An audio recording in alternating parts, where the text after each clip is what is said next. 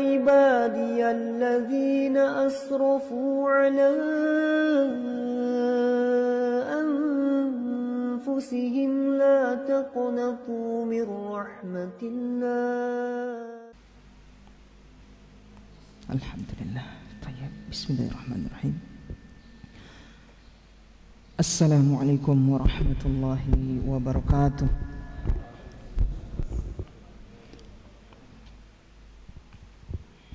إن الحمد لله نحمده ونستعينه ونستغفره ونعوذ بالله من شرور أنفسنا ومن سيئات أعمالنا. من يهده الله فلا مضل له ومن يضلل فلا هادي له.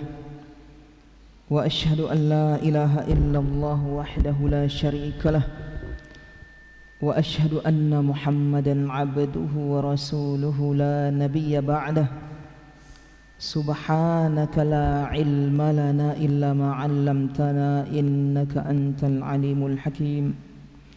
اللهم علمنا ما ينفعنا وانفعنا بما علمتنا وزدنا علما ya rabbal alamin. Alhamdulillah, ikhwah dan akhwat semua yang dimuliakan Allah Subhanahu wa taala. Setelah pelajaran kita terhenti hampir sebulan lebih ya.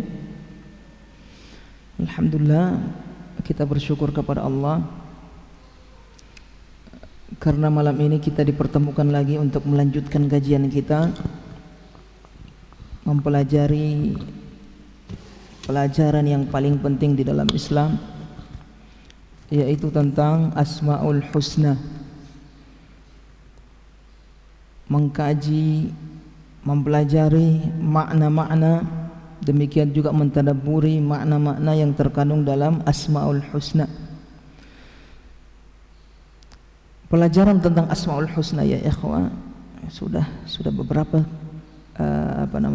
kali saya jelaskan. Ini pelajaran yang paling bagus, pelajaran yang paling nikmat, karena berbicara tentang siapa pencipta kita, siapa zat yang kita sembah selama ini. Jika berbicara tentang dunia saja yang indah,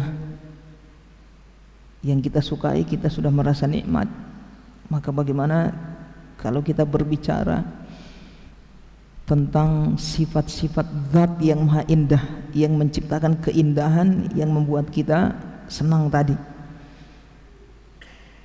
Misal kita merasa nikmat ketika rihlah, melihat pemandangan yang begitu indah, pantai, laut, gunung, air terjun, demikian juga bangunan-bangunan yang mewah, itu kadang ada merasa senang. Padahal itu apa itu? Ciptaan Allah Subhanahu wa taala. Apalagi kalau mendengar orang berbicara tentang kebagusan sifat dari sesuatu yang indah, nah itu sampai ngiler dengarnya. Ada perasaan senang, apalagi yang bercerita juga senang. Padahal itu perkara apa? Dunia, ciptaan Allah. Nah, bagaimana dengan sang pencipta, pencipta segala keindahan, sumber keindahan dari Dia semuanya. Termasuk salah satu dari nama Allah adalah Al-Jamil. Innallaha jamilun yuhibbul jamal. Sesungguhnya Allah itu jamil, zat yang maha indah, yang maha indah. Yuhibbul jamal, dan Allah menyukai keindahan. Allah menyukai keindahan. Siapa saja yang ingin disukai oleh Allah, hendaknya dia menetapi keindahan, sesuatu yang indah.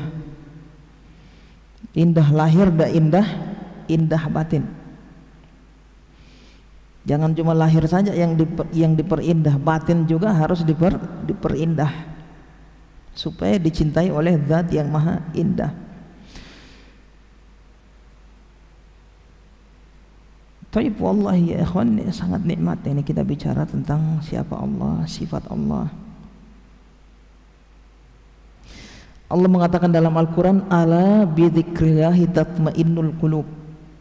Ketahuilah, camkanlah, bidzikrillahi tatmainnul qulub. Hanya dengan mengingat Allah itu bisa menjadikan hati tenang. Dalam ayat yang mulia ini Allah mendatangkan kalimat yang memberi faedah pembatasan.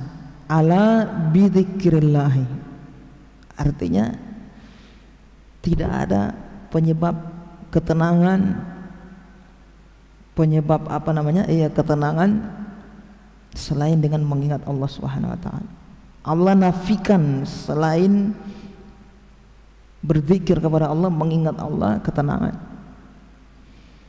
Dalam ayat ini, ala bidzikrillahi tatmainnul qulub, hanya dengan mengingat Allah hati itu menjadi tenang. Ustadz, bukankah ada orang yang tidak mengingat Allah tenang? Ya kan, rihla, melihat keindahan ciptaan Allah, sebagian ciptaan Allah, pemandangan tenang. Ya kan, duduk istirahat tenang, berbicara dengan teman-temannya tenang, ngopi bareng tenang, itu tenang Ustaz. Ya kan, ada perasaan bahagia. Maka kita jawab, ketenangan yang dirasakan oleh penikmat dunia, ketenangan yang kita dapatkan ketika kita menikmati dunia itu berbeda dengan ketenangan ketika kita berzikir kepada Allah Subhanahu wa taala. Sangat berbeda. Dunia tenangnya itu sifatnya mut'ah. Apa itu mut'ah? Apa namanya ya? Kayak candu. Tahu candu? Tenang sementara, hilang sudah galau lagi kan? Coba antum makan yang paling enak, sadap, habis itu bahkan kalau lebih yang dimakan sudah tidak enak. Pemandangan, sampai kapan antum nikmati? Tidak bisa seterusnya, habis itu galau lagi. Jadi kenikmatan dunia yang kita rasakan itu tidak selamanya seperti itu, bahkan seperti orang kecanduan saja. Mut'ah namanya, nikmat sementara, kayak orang kecanduan. Tapi ketenangan ketika berzikir atau sebab berzikir kepada Allah, itu ketenangan yang sebenarnya, ketenangan roh. Itu tumakninah yang sebenarnya. Tumakninah itu maksudnya tumakninah, yatmainnul qulub, tenang hati, tenang. Nikmat luar biasa. Taib. Itu yang kita cari. Bagaimana kita tenang, nikmat ketika mengingat Allah Subhanahu wa taala. Tenang ketika sholat, di situ banyak mengingat Allah, membaca Al-Qur'an, berzikir pagi, sore, zikir pagi, petang, kemudian membaca Al-Quran, termasuk bermajlis. Kalau kita tidak mendapatkan ketenangan, berarti ada masalah itu. Betul tidak ikhwan?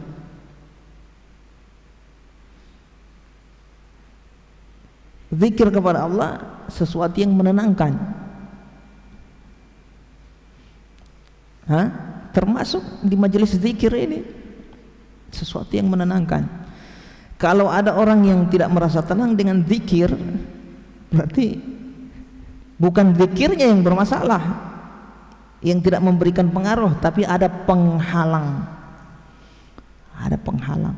Sama seperti orang sakit, biar makanan yang paling sadap, ya kan? Kalau sakit mana pahit semua tuh masuk. Bukan makanannya yang tidak enak, tapi ente ada masalah, sakit, pahit, keras masuk, iya, pahit masuk makanan. Tapi kalau sehat, enak itu makanan. Seperti itu juga zikir kepada Allah Subhanahu wa taala. Kadar ketenangan, nikmat, kelezatan yang didapatkan, diperoleh oleh orang yang berzikir, termasuk orang yang di majelis ilmu zikir juga, adalah sesuai dengan kadar kesehatan hatinya. Semakin sehat hati, semakin tenang dia. Kenapa? Karena zikir itu punya sifat menenangkan hati. Bahkan hakikat ketenangan di situ. Berbeda dengan ketenangan yang kita rasakan ketika menikmati dunia. Itu ketenangannya seperti orang yang kecanduan. Habis reaksi hilang. Paham ini? Kalau ketenangan dalam beriman lain. Dan kalau kita lihat para sahabat, bagaimana kisah mereka, orang yang sudah mendapatkan ketenangan dalam beriman, ketenangan batin yang luar biasa, walaupun disiksa masih bertahan mereka. Mereka tidak mau menukar ketenangan iman yang mereka rasakan dengan nikmat dunia sementara. Seperti siapa di kalangan sahabat yang disiksa? Seperti Bilal. Mungkin antum sudah dengar kisahnya Bilal disiksa, ditaruh di terik panas matahari. Ini bukan di Indonesia, itu di terik matahari yang di Arab sana. Panas bagaimana itu? Baru ditaruh lagi batu pada di atas perutnya, dijemur. Tidak ada yang diucapkan oleh Bilal selain apa? Ahadun ahad. Padahal kalau mau pikir, apa tendensinya Bilal? Tidak ada. Tidak dapat dunia juga. Beriman kepada Rasulullah di waktu di Fathul Makkah itu tidak ada tendensi orang. Makanya tidak ada orang munafik di situ. Tidak ada tendensi dunia di situ. Murni orang kalau beriman di situ beriman betul-betul. Coba antum rasakan. Dia tidak ingin menukar nikmat dunia dengan nikmat keimanan yang dia rasakan. Rasa lezat, rasa rohah, senang, lezat, senang, hati yang lapang yang dia rasakan dalam beriman, mentauhidkan Allah. Dia tidak mau. Biar dia disiksa, tenang hatinya. Coba antum lihat, tidak main-main itu. Perhatikan lagi Yasir, bukan Yasir, Ammar bin Yasir. Ammar itu orang-orang yang sudah merasakan kelezatan dalam beriman, dalam zikir kepada Allah Subhanahu wa taala. Ala bi dzikrillah tatmainnul qulub. Ketahuilah, hanya dengan berzikir kepada Allah hati menjadi tenang. Maksudnya tenang yang hakikatnya tenang, kelezatan, hakikat kelezatan yang kalau orang rasakan dia tidak ingin lagi mengganti dengan dunia, tidak mau. Itu Ammar bin Yasir.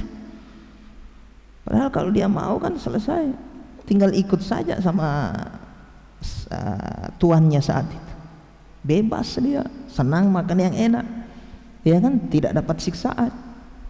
Tapi dia tidak mau karena dia sudah merasakan ketenangan dalam beriman, dalam zikir kepada Allah Subhanahu wa taala. Tidak ada kalimat yang beliau ucapkan waktu disiksa itu kecuali ahadun ahad. Ahadun ahad, zat yang maha esa, Allah Subhanahu wa taala. Ammar bin Yasir, ibunya. Baik ya. Ammar bin Yasir, bagaimana ibu beliau sampai dibunuh?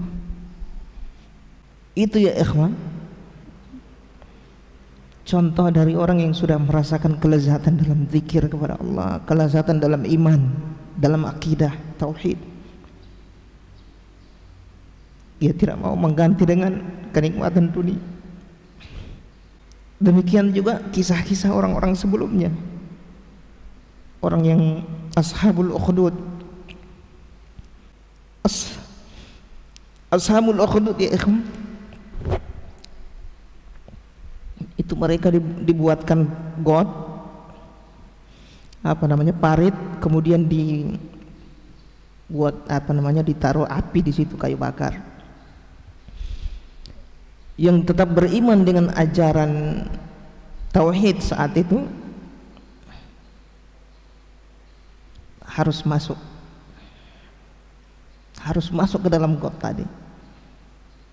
Yang tetap beriman, yang tidak beriman selamat. Tapi orang tetap memilih apa? Iman. Masuk mereka. Sampai-sampai ada yang nyebur dengan anaknya satu kali. Itu pernah antum dengar kisah anaknya sampai bicara, itu masih bayi. Maksudnya apa? Ini contoh ya ikhwan, permisalan orang yang telah merasakan nikmatnya iman, nikmatnya zikir kepada Allah. Dia mengenal siapa Allah Subhanahu wa taala, mengenal lewat Asmaul Husna. Makanya para nabi itu yang mereka ajarkan ke umatnya adalah Asmaul Husna, nama-nama Allah. Dari Asmaul Husna yang mereka pelajari tadi, mereka imani, dari situ mereka ingat Allah, zikir kepada Allah. Mereka rasakan kenikmatan yang mereka tidak ingin mengganti lagi nikmat iman itu, zikir kepada Allah, nikmat tauhid dengan yang lain. Dia tidak mau, kandati dibayar dengan kematian. Tayyib. Pelajaran yang kita ambil ikhwan dari kisah tadi itu, tayyib. Apalagi kita di zaman yang sudah terlena dengan dunia, ya, perkara-perkara yang membuat kita terlena sudah banyak, ya.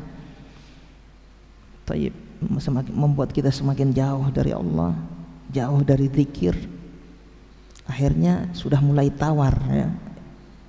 Zikir yang kita rasakan sudah mulai tawar, iman yang kita rasakan, akidah yang kita peluk sudah mulai tawar kita rasa.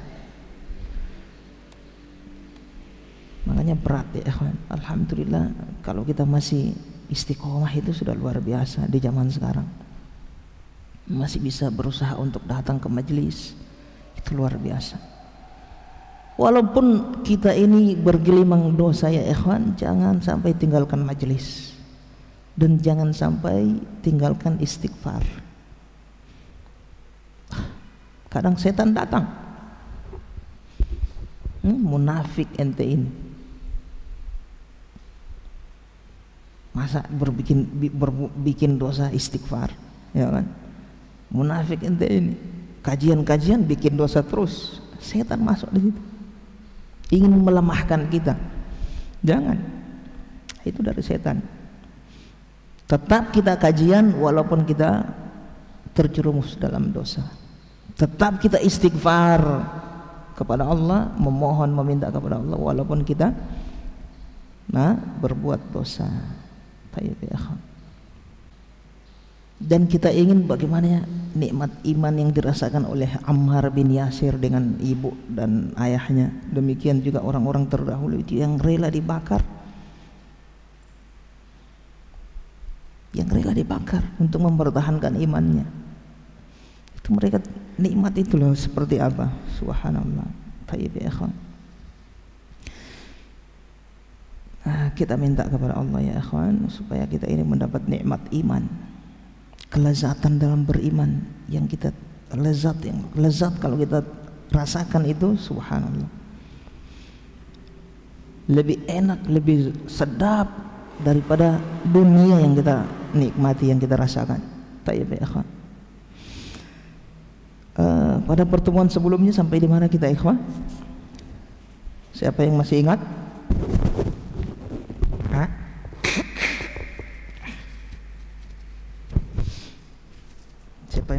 catatan?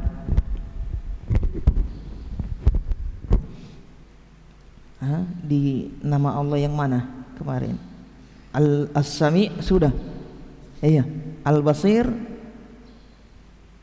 Al-Basir belum. Baik. Sekarang kita masuk nama Allah Al-Basir. Baik ya ikhwah, kita masuk ke kitab. Kata beliau hafizahullah taala Asy-Syaikh Abdul Razak Al-Badar, Al-Basiru. Kita masuk nama Allah Al-Basir. Mudah-mudahan Allah menambah ilmu kita, ma'rifat kita tentang namanya ini sehingga bertambah keimanan kita ya ikhwan. Al-Basir, yang maha melihat. Dari kata basara ya basiru, artinya melihat. Baik, kalau basir ikut wazan fa'il artinya banyak melihat, penglihatannya tajam, luas, itu basir. Kalau kita terjemahkan yang maha melihat, jadi melihat segala sesuatu. Baik, mari kita masuk ke perkataan beliau. Wa huwa ismun takarrara wuruduhu fil Qur'anil Karim fi mawadhi'a.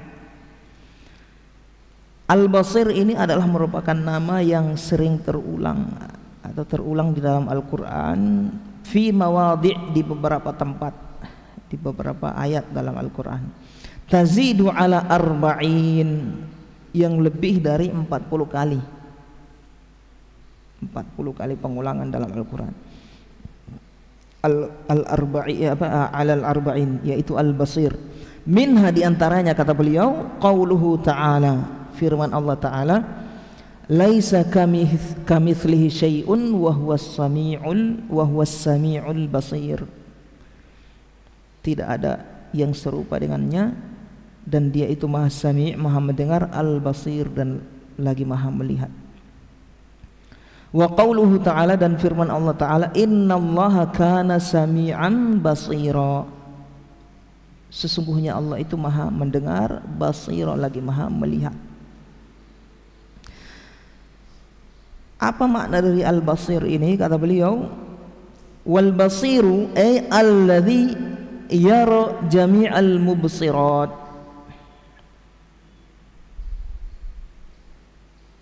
atau mubsarat, bukan mubsirat, mubsarat, yaitu zat yang melihat segala sesuatu yang terlihat.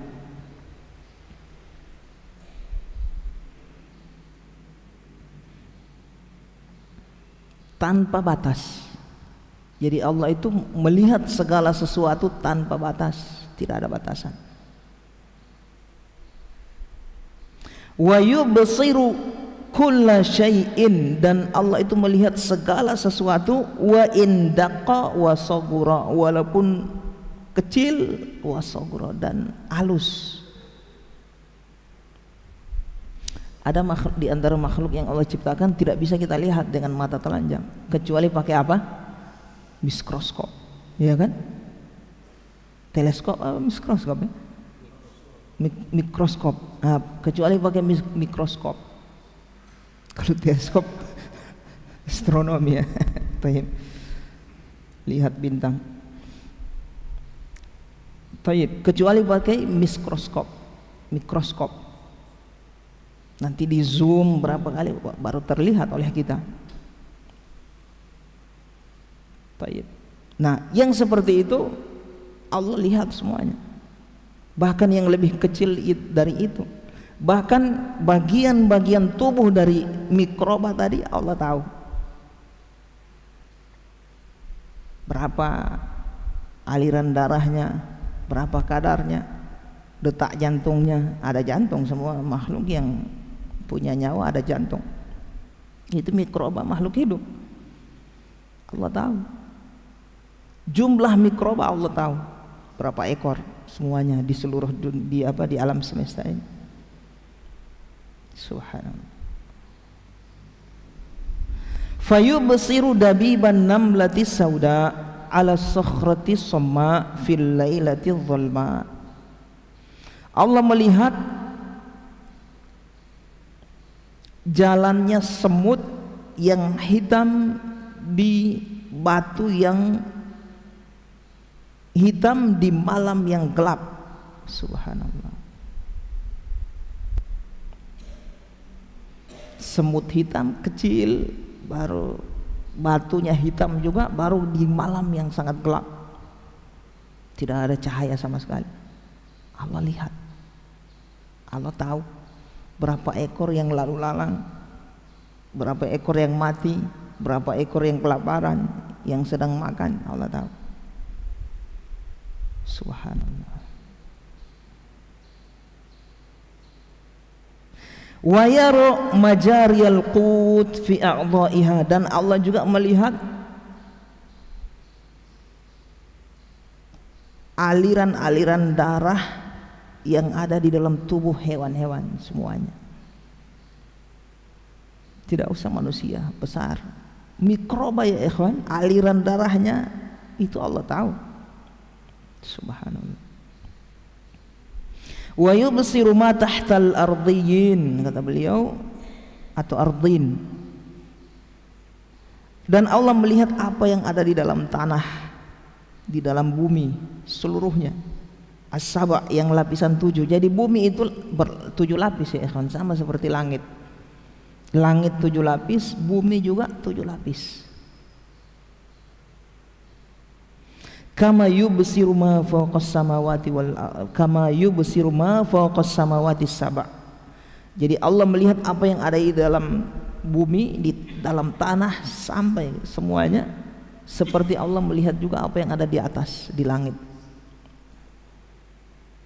Wa yara tabaraka wa ta'ala taqallubatil ajfan wa khiyanatil uyun, dan juga Allah melihat berbolak-baliknya mata manusia, berapa kali berkedip dalam sehari. Wa khiyanatil uyun, dan mata-mata yang khianat. Mata, ada pengkhianat mata kan? Hah? Kan orang kalau mau kasih kode begitu. Kalau dia bicara kan orang tahu, tapi kalau kode mata begitu orang tidak tahu. Allah tahu itu. Mata-mata pengkhianat seperti itu. Subhanallah.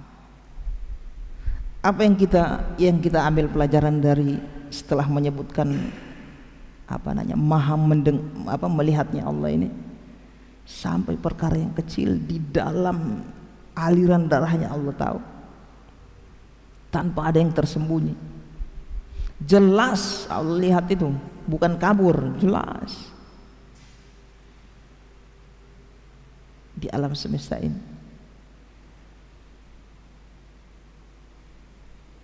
Ayo ikhwan, apa faedahnya setelah kita tahu Allah itu maha melihat segala sesuatu, yang lahir, yang batin, yang tersembunyi, yang di dalam tubuh makhluk hidup, mikroba sekalipun Allah tahu. Berapa yang menetas telurnya Allah tahu. Subhanallah.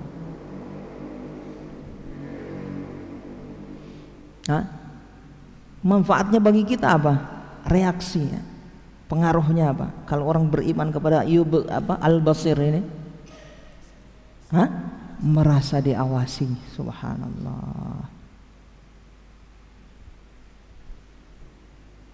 Kesana ya ikhwan, merasa diawasi.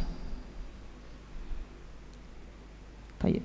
Orang tidak mungkin merasa diawasi kalau dia tidak mengimani Allah itu maha melihat. Mana bisa muncul merasa diawasi kalau dia tidak beriman kalau Allah itu maha melihat. Muraqabah, merasa diawasi. Baik. Kata beliau, "Tsumma inna lihadzal ismil 'azimi muqtadiyatuhu minadh-dhulli wal khudu' wa dawamul muraqabah." Kemudian kata beliau, di dalam nama yang agung ini, pada nama yang agung ini yaitu Al-Basir, yang maha melihat, terdapat tuntutan, pengaruh pada diri seorang hamba berupa dzul, ketundukan. Khudu', tunduk. Khudul, tunduk, sama aja. Wa dawamul muraqabah, dan terus menerus merasa diawasi. Merasa diawasi. Coba antum perhatikan ikhwan, kalau antum berada di ruangan yang ada CCTV, ada CCTV, terus antum di situ diberi tugas, ya kerja atau apa, ada CCTV kiri kanan, apa yang antum rasakan? Hah? Merasa diawasi, terus menjaga, ya kan? Jangan sampai melakukan sesuatu yang tidak baik. Itu pasti tuh. Pekerjaan juga harus kasih baik. Kenapa? CCTV. Ada palia ini. Paham di sini ikhwan? Itu CCTV, Pak. Makhluk atau bukan itu? Makhluk. Baik. Bagaimana dengan Allah Subhanahu wa taala? Kalau Allah lebih dari CCTV itu. Nah, jadi jangan kita berinteraksi dengan Allah seperti berinteraksi seperti CCTV tadi. Harus lebih dari itu. Apalagi cuma menganggap Allah seperti apa? Benda mati. Waliyahzubillah. Mau jalan, mau duduk, mau bersama temannya, mau sendirian, mau sholat, tidak ada rasa dia dengan Allah Subhanahu wa taala. Tawar, apa namanya? Tidak ada rasa dengan Allah. Interaksinya tidak ada. Harus ada interaksi kita ya ikhwan. Hati kita harus hidup bersama Allah Subhanahu wa taala. Pahamin ya ikhwan? Allah lihat ini. Itu orang yang merasa diawasi itu apa ya? Dia akan terus berbuat baik, itu dia akan jaga dirinya. Di interview apa namanya? Selalu merasa dikontrol oleh Allah, dilihat oleh Allah, apa namanya? Dimonitor oleh Allah. Akan berbuat terus dia berbuat baik gitu. Hah? Tayyib. Mau bikin yang jahat, Allah lihat. Masa beriman kepada CCTV? Kalau CCTV takut. Hah? Padahal CCTV reaksinya sisi negatifnya apa? Cuma penilaian di manusia kan? Atau mungkin gaji turun, kinerja ini performa, banyak istirahat ente ini di CCTV, cuma tidur ente bekerja ini, atau cuma tidak becus pekerjaan.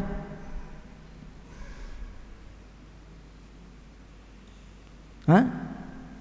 Subhanallah. Mana iman kita kepada Allah Subhanahu wa taala? Beriman kepada Allah termasuk beriman kepada Al-Basir, nama Allah Al-Basir yang Maha melihat. Reaksinya dalam hati kita, kehidupan kita adalah merasa diawasi. Merasa diawasi. Subhanallah. Wa dawamul muraqabah, selalu merasa diawasi. Wal ihsan fil ibadah, dan memperbagus ibadah. Wal bu'd 'anil ma'asi wadz-dzunub, dan menjauh dari maksiat dan dosa.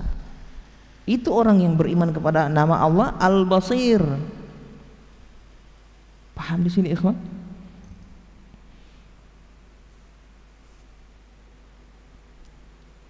Kan kelihatan tuh orang yang tidak beriman kepada Allah dari apa makna Al-Basir, dari nama Al-Basir. Mau apa, bikin apa jadi dia.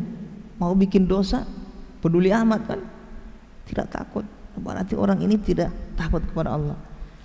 Dia tidak mengimani Allah Al-Basir. Buktinya tidak ada reaksi.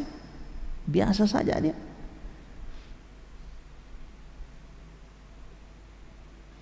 Kalaupun terjerumus karena waktu itu misalnya dia berada di iman yang terendah, terjerumus ke dalam dosa, dia sadar dan cepat kembali bertobat kepada Allah Subhanahu wa taala.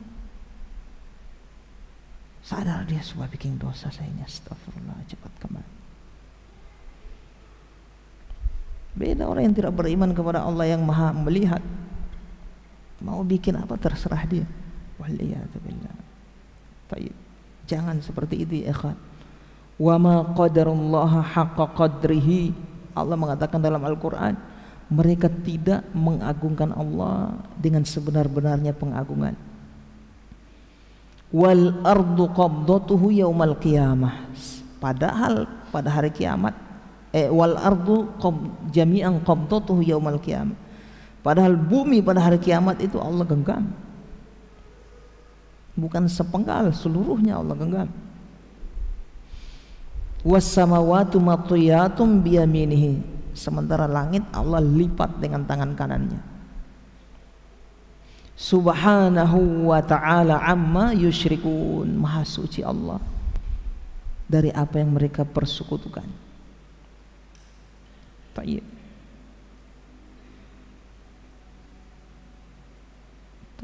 Jadi ini orang yang beriman kepada nama Allah Al-Basir.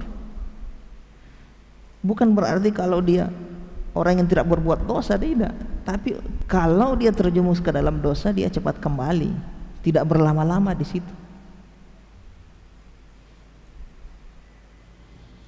Paham di sini, ikhwan?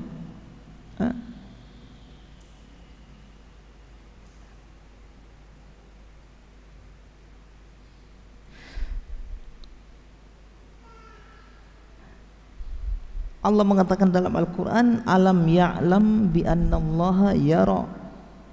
Subhanallah, semua hafal ayat itu ya. Ayat apa? Ayat surat apa itu? Alam ya'lam bi annallaha yara. Hah?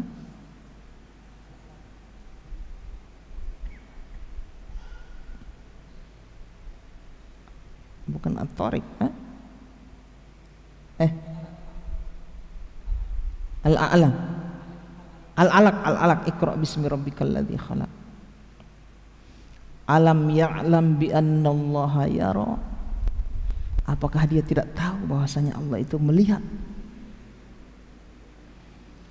Harus jadi alarm ini ayat ini, ikhwan. Taib. Alam ya'lam bi annallaha yara. Apakah dia tidak tahu bahwasanya Allah itu melihat? Melihat kelakuannya. Dan melihat ini ya ikhwan, perhatikan, bukan sekedar melihat, tapi ada tuntutan di situ, ada hukum di situ. Apa itu?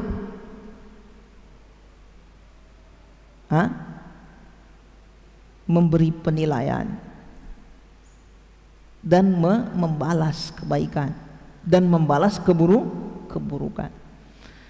Dalam suatu hadis Rasulullah SAW mengatakan, innallaha la yanzuru ila suwarikum wa amwalikum. Sesungguhnya Allah tidak melihat ke fisik kalian dan harta kalian, walakin yanzuru ila qulubikum. Tapi Allah melihat hati kalian. Apa maksudnya ini Allah melihat begitu cuma dilihat, ditengok? Bukan. Maksudnya melihat adalah memberi penilaian, membalas. Yang baik, yang buruk. Jadi jangan cuma meyakini Allah itu cuma sekedar melihat kita, tidak. Lihat. Ya, kalau melakukan yang baik yang kita lakukan, Allah balas dengan yang baik itu. Kalau yang buruk yang kita lakukan, Allah balas dengan yang buruk. Harusnya seperti itu orang yang meyakini Allah itu Maha melihat. Paham di sini, ikhwan?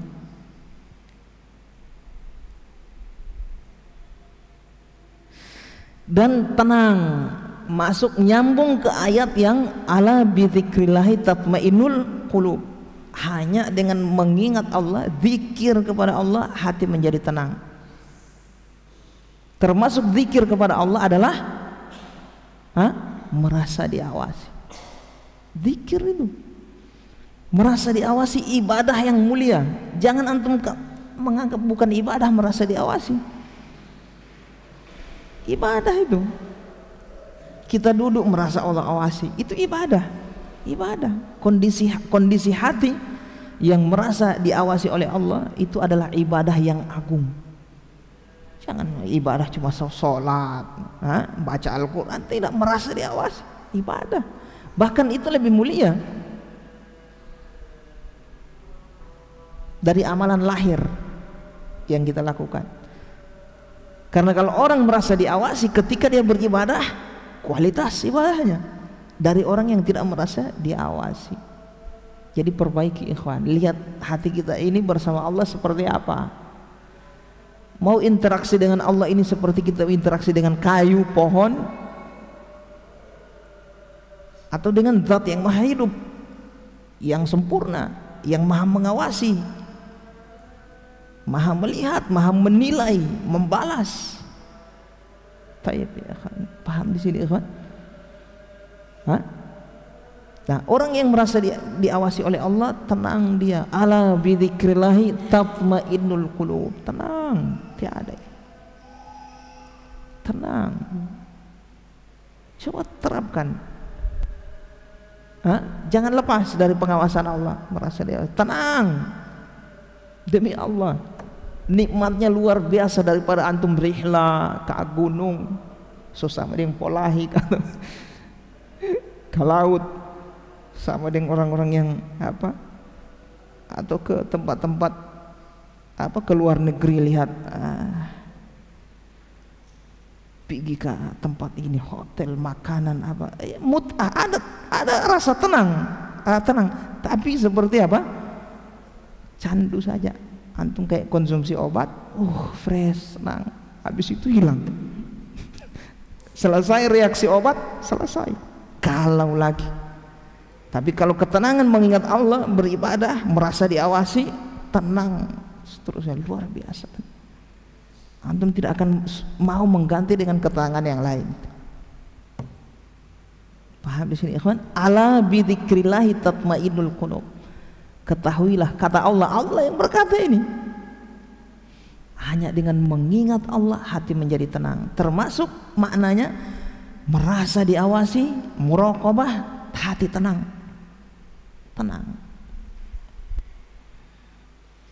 Buktikan, rasakan, tenang, minta ampun. Antum merasakan lebih tenang daripada yang lain. Taib ya ikhwan, mungkin sudah masuk waktu azan. Azan dulu. Fadhal.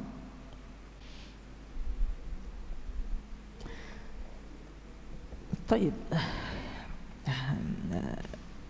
Zikir kepada Allah jangan kita pahami hanya zikir secara lisan. Bahkan yang lebih dahsyat dari itu dan pokok dari zikir, sumber dari zikir adalah zikir hati. Zikir hati seperti apa? Di antaranya muraqabah, termasuk zikir. Dapat pahala Ustaz kalau orang muraqabah merasa diawasi, dapat pahalanya lebih besar kadang daripada antum cuma zikir subhanallah alhamdulillah dengan hati yang kosong.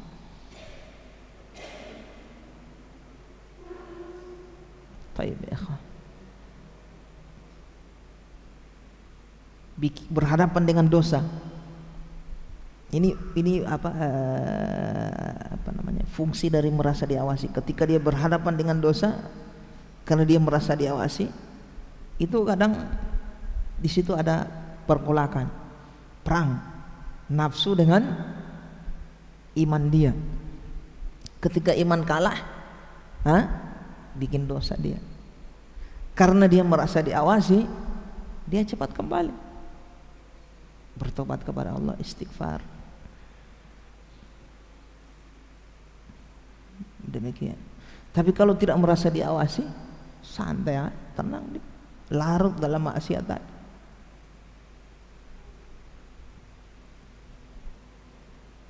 Tayyib ya akhwah.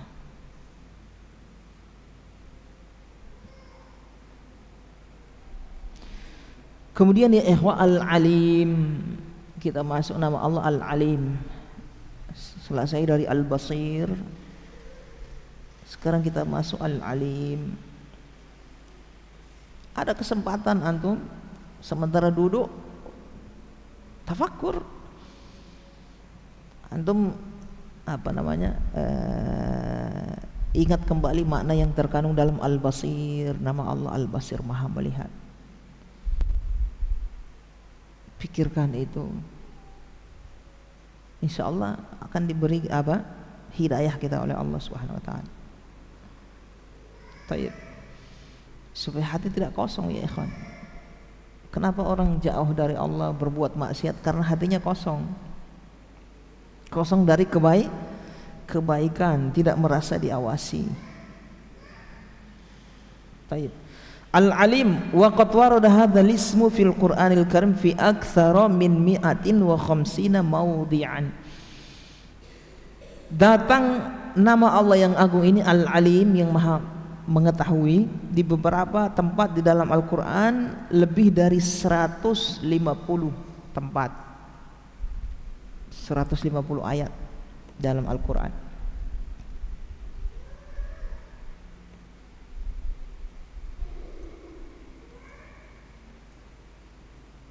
Apa faedahnya para ulama menyebutkan seperti ini? Supaya kita tahu penyebutan Allah terhadap nama-namanya, mana yang lebih banyak, berarti itu yang Allah lebih suka namanya, dan lebih Dia suka kita beribadah kepada Allah dengan nama itu. Nama yang paling banyak Allah sebutkan dalam Al-Quran nama apa? Asmaul Husna yang paling banyak disebutkan dalam Al-Quran nama apa? Siapa yang masih ingat? Pak siapa? Pak Febri. Nama yang paling banyak Allah sebutkan di dalam Al-Quran.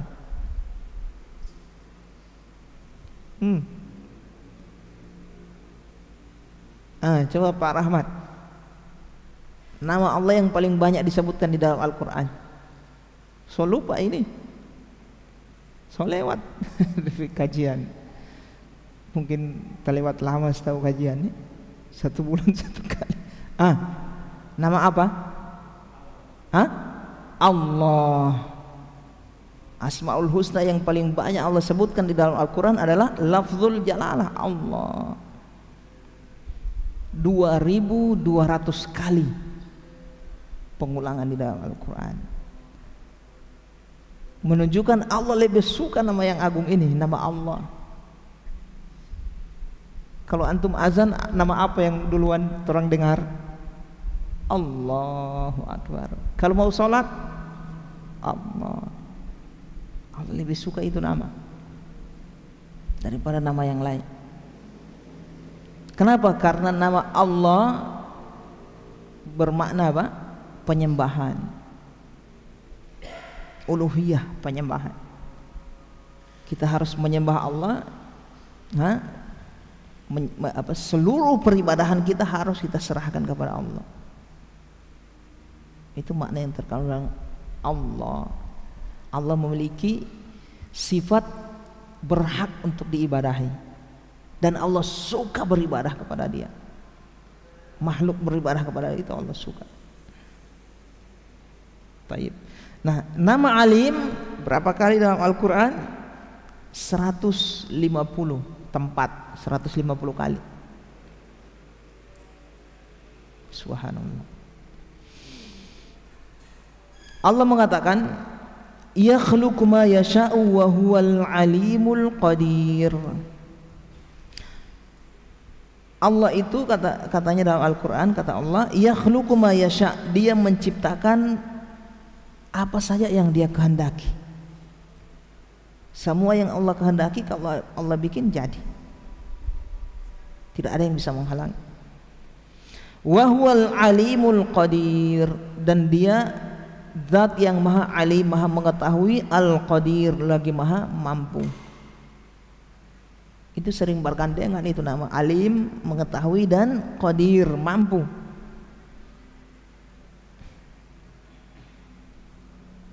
Kenapa? Sekedar berilmu, kemampuan, tidak ada kemampuan, kurang. Baru yang dia inginkan juga tidak jadi itu. Dia punya ilmu tapi tidak ada kemampuan. Tenaga kurang misalnya, mau bikin rumah dia bisa, sudah ada terformat, dia punya ilmu tentang, tidak punya tenaga, dia tidak punya kekuatan, tidak akan terwujud apa yang dia inginkan. Atau dia punya kemampuan, kekuatan yang luar biasa tapi ilmu tidak ada, jahil atau kurang ilmunya, juga tidak akan terwujud dengan bagus. Kalau apa yang dia inginkan itu tidak sempurna, kadang tidak terwujud. Jadi orang itu bisa terkumpul ilmu dengan kemampuan, apa yang dia inginkan jadi. Paham ini? Jadi itu di kalangan makhluk.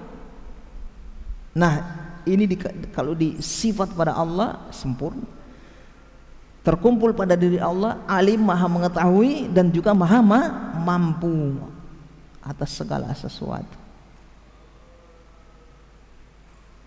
Ustadz, kalau Allah maha mampu atas segala sesuatu, apakah Allah bisa menciptakan sesuatu yang lebih besar dari dia? Bisa tidak? Ayo Pak siapa ini? Pak Fadli. Bisa Allah menciptakan sesuatu yang lebih besar dari dia? Karena Allah maha mampu. Kalau antum bilang tidak bisa, berarti Allah tidak bisa dong. Berarti tidak mampu atas melakukan segala sesuatu.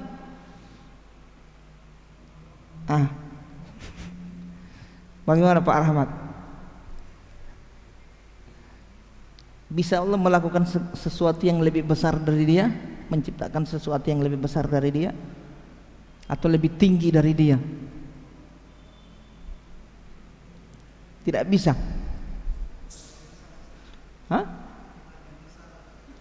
Oh, pertanyaannya salah. Oh gitu. Betul. Yang salah apa? Pertanyaan. Terus yang betul seperti apa?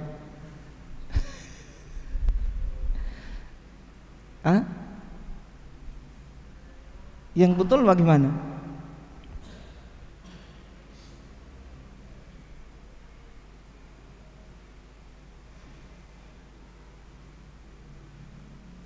Berarti begini, Allah bisa menciptakan segala sesuatu kecuali seperti dirinya, begitu?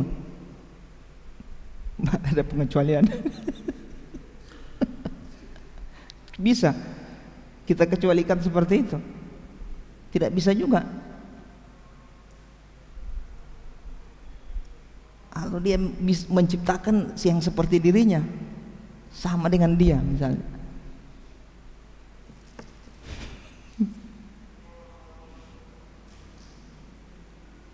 ayo bagaimana ini?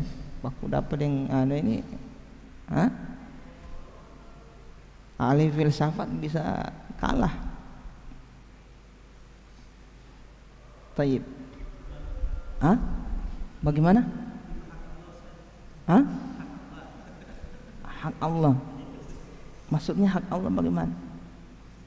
Hak Allah mau dia bikin mau tidak, begitu. Berarti Allah bisa menciptakan makhluk yang berhak disembah, begitu? Bisa. Atau yang lebih besar dari dia, atau sama seperti dia?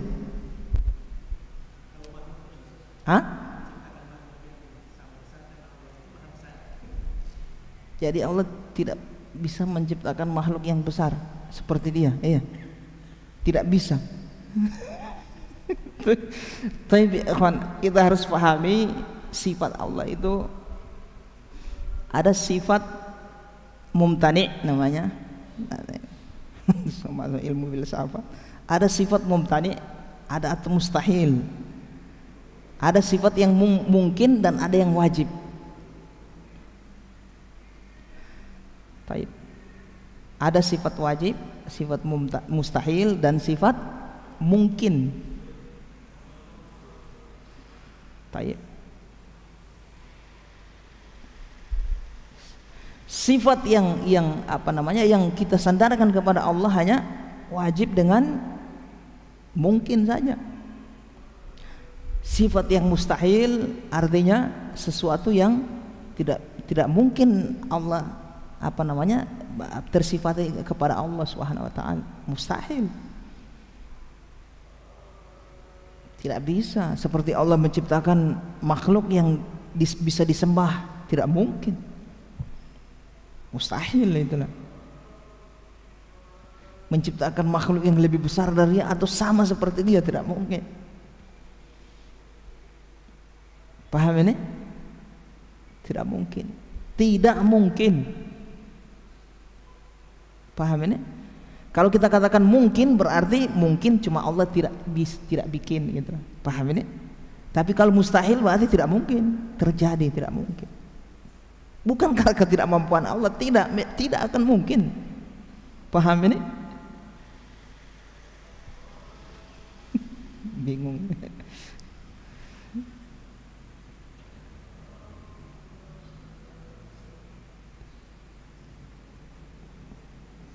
Faham di sini? Hah?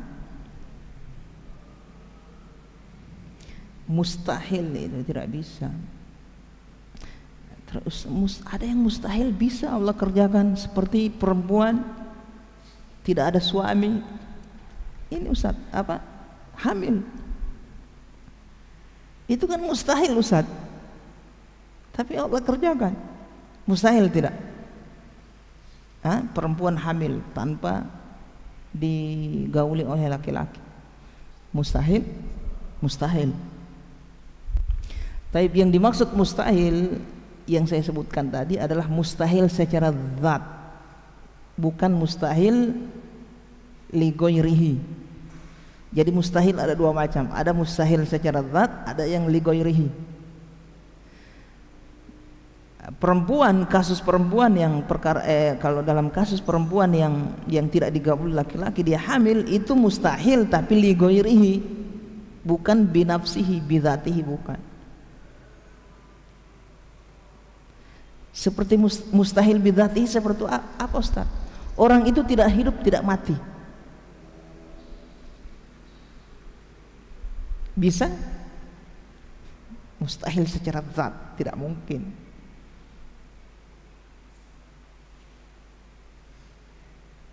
Tidak mati, tidak hidup, tidak bisa, man. Paham ini? Maksudnya secara zat itu tidak bisa dibayangkan, tidak bisa dibayangkan itu, dan tidak bisa. Berbeda dengan perempuan yang tidak digauli hamil, bisa dibayangkan, bisa. Laki-laki hamil bisa dibayangkan. Manusia bisa terbang, bisa dibayangkan. Ada sayap, terbang dia, terbayang, iya. Tapi mustahil, iya mustahil. Cuma mustahil li ghairihi. Secara uruf, kebiasaan atau secara alamiah itu tidak akan terjadi, mustahil. Tapi kalau di bayangan kita bisa, orang bisa terbang. Paham ini?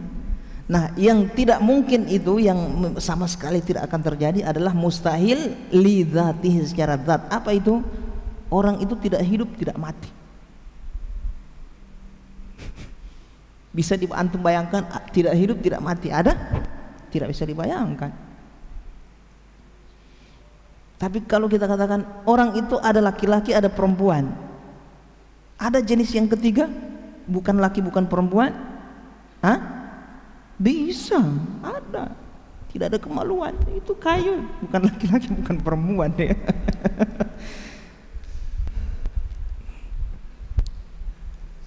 Iya, bisa dibayangkan, bisa. Berarti mustahil li ghairihi, masih bisa terjadi, dan Allah bisa bikin yang seperti itu. Tapi kalau di zat itu tidak mungkin. Bukan karena Allah tidak mampu, bukan. Apa ya? Sesuatu yang tidak mungkin terjadi. Seperti Allah menciptakan makhluk yang seperti dia, tidak bisa. Itu mustahil li dzatihi. Sama seperti ada makhluk dia tidak mati tidak hidup, tidak bisa terkumpul, mati hidup mati bagaimana? Dibayangkan tidak bisa juga, bayangan. Tapi kalau manusia bisa terbang bisa dibayangkan, bisa. Jadi mustahil lidzatihi itu tidak, lidzatihi itu adalah mustahil yang secara zat dan tidak bisa secara akal rasional, tidak bisa dipikir. Paham di sini? Nah, mustahil lidzatihi itu yang berlaku tadi pada pertanyaan atau yang dimaksudkan pada pertanyaan, apakah Allah bisa menciptakan makhluk yang seperti dia, sama seperti dia, atau lebih besar seperti dia? Kita katakan mustahil lidzatihi, mustahil lidzatihi. Tidak, itu bukan berkaitan dengan Allah mampu atau tidak mampu, tidak, mustahil lidzatihi, selesai. Ngapain bahas ke situ? Paham di sini? Seperti yang mustahil lidzatihi itu apa ya? Yang tidak bisa dipikir oleh akal apa? Contohnya, kalau masih bisa dibayangkan berarti bukan mustahil lidzatihi, lidzatihi itu li ghairihi. Hah?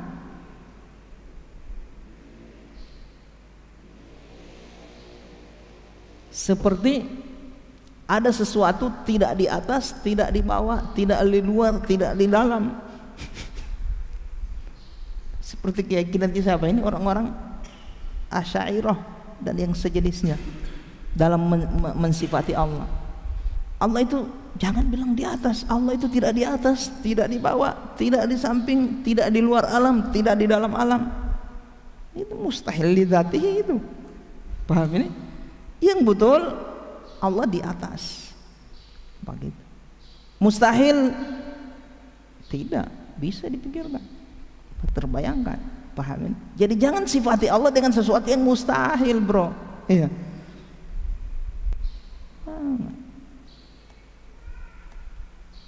Selesai.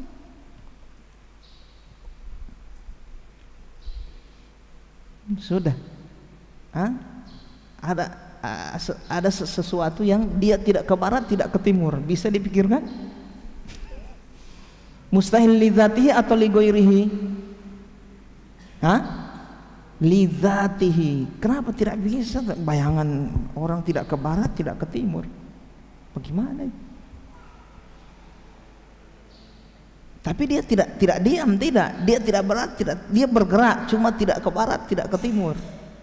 Tidak ke atas, tidak ke bawah misalnya. Bagaimana? Tidak bisa dipikir. Mustahil lidzatihi. Tayyib. Bapak hasil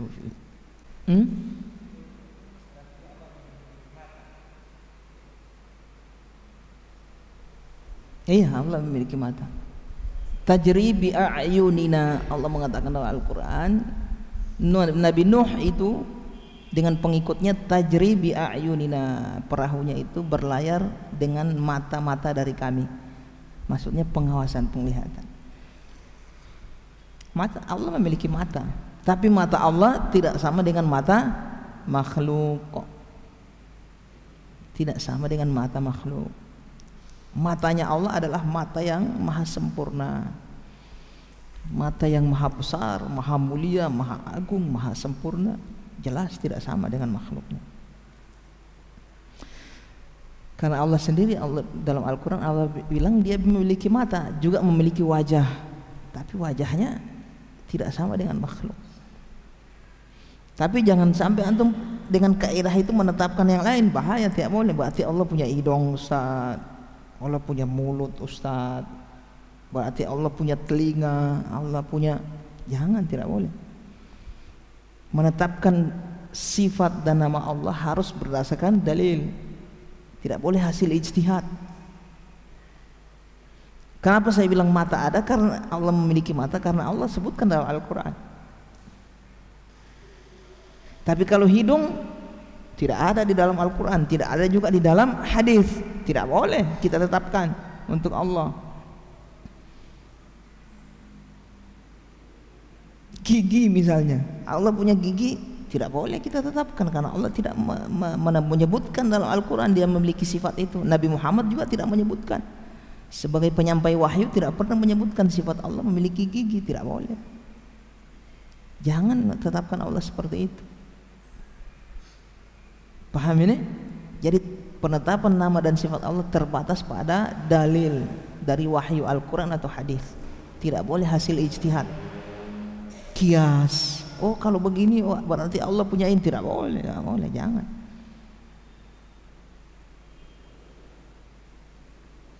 Paham di sini, ikhwan? Allah memiliki kepala. Dapat dari mana ente? Allah memiliki kepala. Iya kan, Allah kan maha mendengar, maha melihat, mata, telinga, mendengar, berarti Allah punya kepala. Boleh seperti itu? Tidak boleh. Pakai kias berarti cuma akal pikir oh seperti ini, tidak boleh. Kecuali Allah menyebutkan dia punya kepala dalam Al-Quran, begitu juga dalam hadis oleh Rasulullah SAW. Selama tidak ada, tidak boleh. Haram, dapat dosa itu, termasuk penyimpangan dalam menetapkan nama dan sifat Allah. Tidak boleh. Kesesatan itu. Paham di sini, ikhwan? Wajah ada dalam Al-Quran. Iya, wajah Allah. Tangan, kedua tangan Allah sebutkan dalam Al-Quran, kita tetapkan. Tapi penetapan ini tidak boleh menyamakan dengan makhluk. Tangan Allah adalah tangan yang maha sempurna, tangan yang sempurna, maha agung, besar, tidak sama dengan makhluk. Selesai. Tidak boleh kita samakan dengan makhluk. Tangan itu ya tangan Allah. Seperti apa yang kita tidak tahu. Allah kita tidak pernah lihat, tidak pernah bertemu. Mana kita tahu? Karena Allah sebutkan dia punya tangan, ya Allah punya tangan.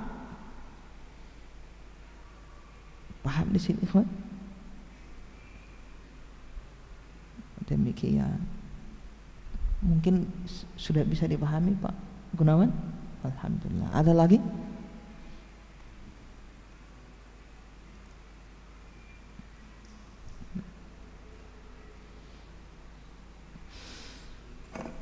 Taib.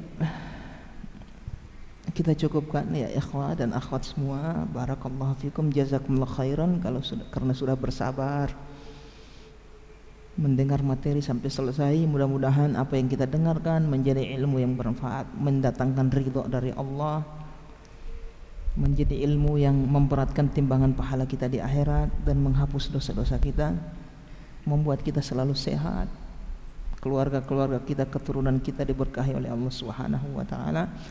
Subhanakallahumma wa bihamdika asyhadu an la ilaha illa anta astaghfiruka wa atubu ilaik. Allahumma shalli wa sallim ala nabiyyina Muhammad.